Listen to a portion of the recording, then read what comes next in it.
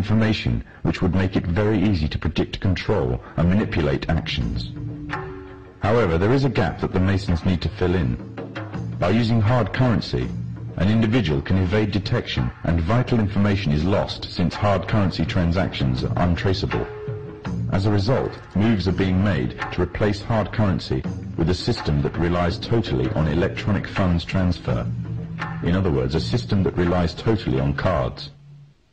Trails in Swindon have heralded the first signs of a move towards the introduction of smart cards and electronic money on a national scale in the UK. The Mondex scheme is pioneered by NatWest and Midland Banks and British Telecom. Inside a smart card is a microchip which calculates every single transaction, not only financial transactions, but records every single thing for which it is used. It can serve as a credit card, a building society passbook, library card, travel card, phone card, and quite possibly an identity card. Although an identity card would reveal much detail, it would not be able to locate any one person precisely at any given instant time. This would require some sort of tracking device that could be put on and detected wherever that person may be on the globe. The tracking device would be an all-purpose microchipped identification device, or an electronic implant placed under the skin. These implants could then send off a signal which could then be picked up by satellite in low Earth orbit, locating and identifying the subject. Although this may sound like the works of fiction, it is, however, already well on its way to becoming reality. There are already approximately 48 global positioning satellites in orbit that are in use by the United States and her allies. These satellites can act upon incoming signals and pass down accurate information to the source of the signal about its location. At present, the source of the signals are devices that are attached to tanks, battleships, aircraft, or handheld instruments for accurate navigation purposes. The next step would be to introduce the device that creates the source signal on every individual. Currently, one form of device that has been created specifically as a signal source for the satellites is the electronic tag. Already a scheme using such tags on individuals is in operation in the UK. The justification used is that it is necessary to curb the growth in the population of the already overflowing prisons. The tag fits securely around the offender's wrists and can be monitored to see if the offenders are violating curfew regulations. Pilot tagging schemes are already in operation in Greater Manchester, Berkshire and Norfolk, with plans for expansion in other countries in the coming year.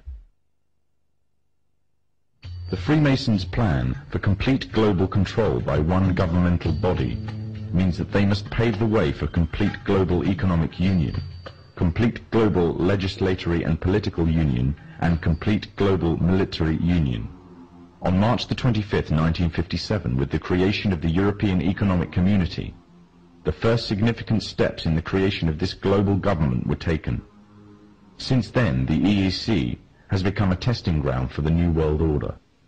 With the basic tenets of freedom of movement between member states already established, goods and people can move relatively freely within this one superstate.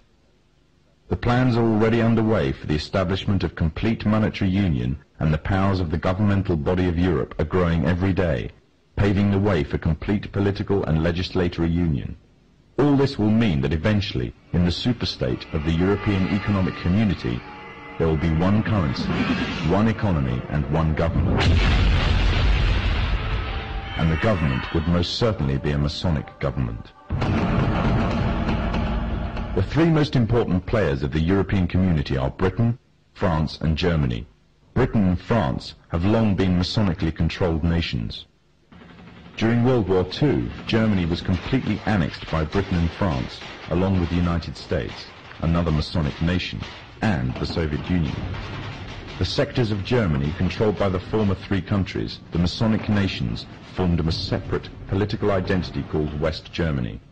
And with the downfall of the Berlin Wall, West Germany has now taken over the former East Germany. Europe is not alone in its efforts to achieve superstate status. America and Mexico are currently the only two members of NAFTA, the North American Free Trade Agreement. However, the nations of the South are increasingly being pursued to join.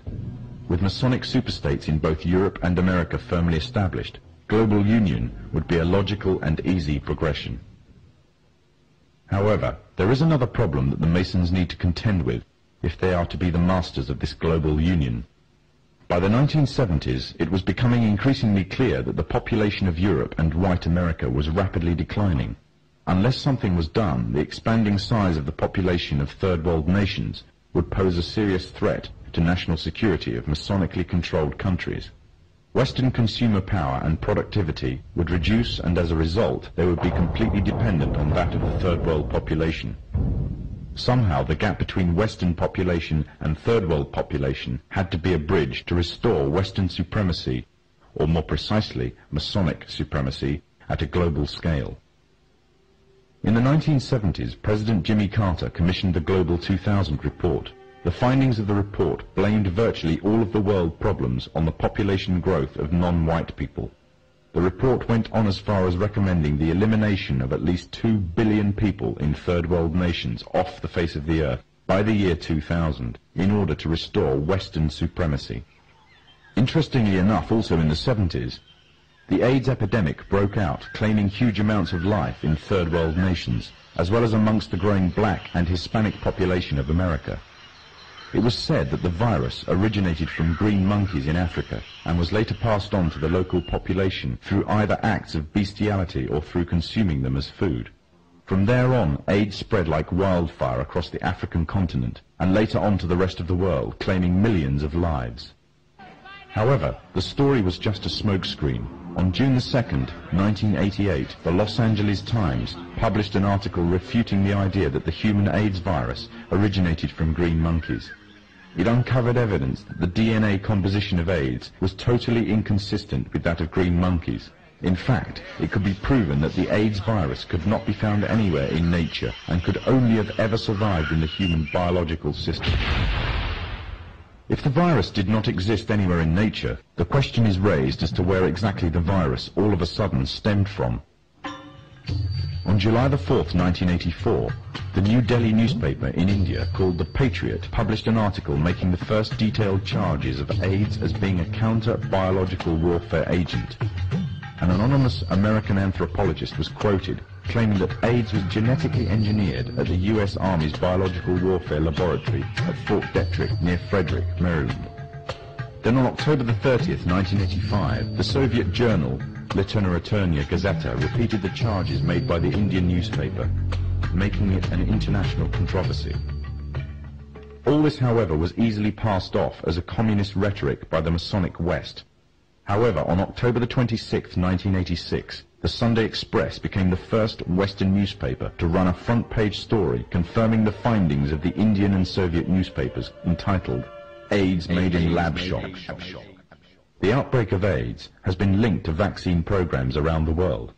The internationally respected London Times newspaper published an article at the front-page story on May 11, 1987 entitled Smallpox Vaccine Triggered AIDS.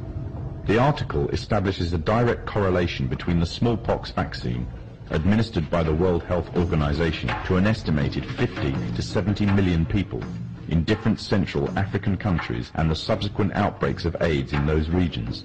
The World Health Organization is the medical wing of the United Nations. The evidence suggests that AIDS is a genetically engineered virus spread through vaccination programs in third world countries, germ warfare against the innocent and the weak, aimed at eliminating an entire populace off the face of the earth.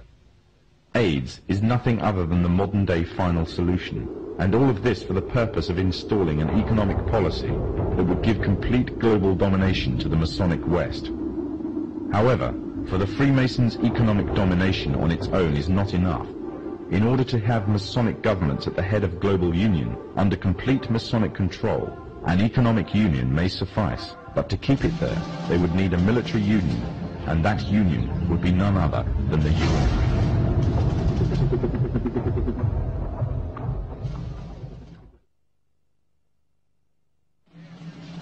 The United Nations is a general assembly of the majority of the nations of the world. Britain, France and America are already ranked within the 5 major powers of its Security Council, with the others being Russia and China. This means they have enough power to veto any motions passed.